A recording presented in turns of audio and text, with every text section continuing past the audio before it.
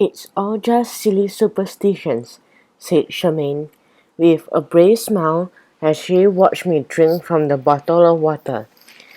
"You'll see." "Yes," said Samuel in his tough voice, "and we'll all go down with you after school to that stupid shop."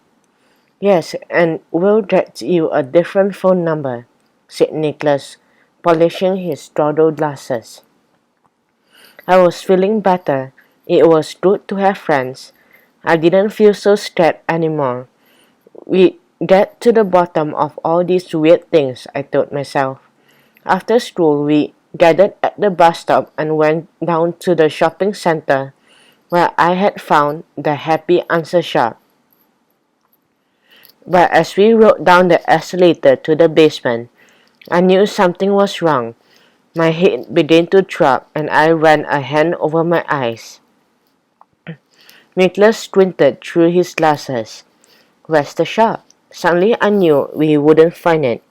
Something told me that Rosie and her magic was strong, very strong.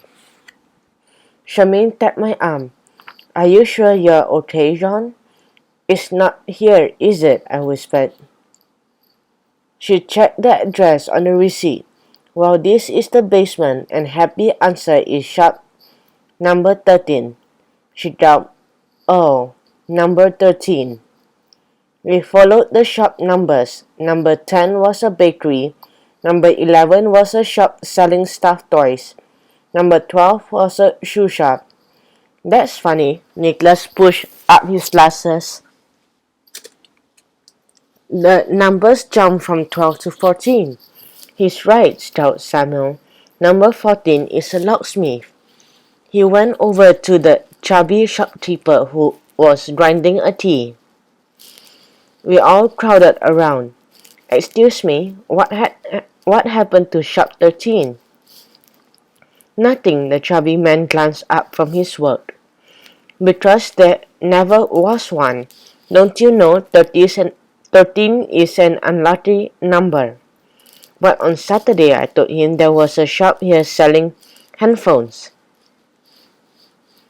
"Called Happy Answers," said Charmaine. "Your name makes up the word haunted," Nicholas added, and Charmaine jabbed him in the ribs.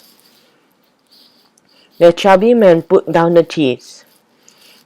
"Can't you kids see I'm trying to make a living? I haven't got time to answer all your questions." He gave us a very unpleasant look. "There is no shop 13, no handphones, and no Happy Answers." We moved away. I turned to face the others. They were all staring at me. "Do you think I made it all up?" My throat was tight and my voice harsh. My headache was getting worse. "You have all seen the receipt. There was a shop here." Samuel put an arm around my shoulder. "It's not that we don't believe you, John," he began, "but it is kind of weird, right?" Suddenly Nicholas put up his hand. "Quiet, everyone."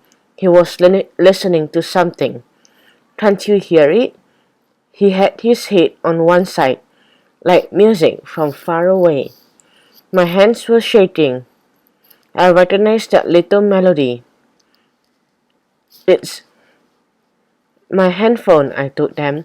I turned it off and buried it deep inside my bag.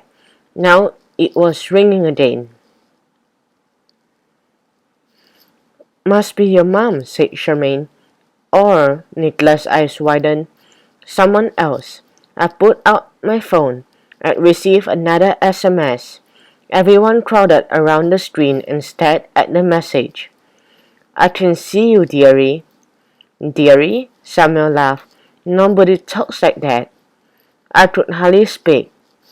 "Rosie does, the lady who sold me the phone." I was shivering so badly that Charmaine hugged me. Rosie called me dearie, and finally in a flash I understood. How could I have been so stupid? With those gleaming eyes of hers and that long pointed nose, and all that talk of believing in magic, she was a witch, and she had me in her power. Somehow she had tricked me into thinking I was in her shop, a shop that didn't exist. And no wonder she cut the price of the handphone.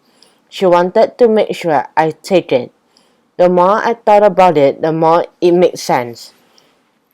And what about and what had she said about her name? Rosie, like a big red rosy apple. How course her name was Rosie. Didn't witches always give you big red rosy apples when they wanted to put a spell on you?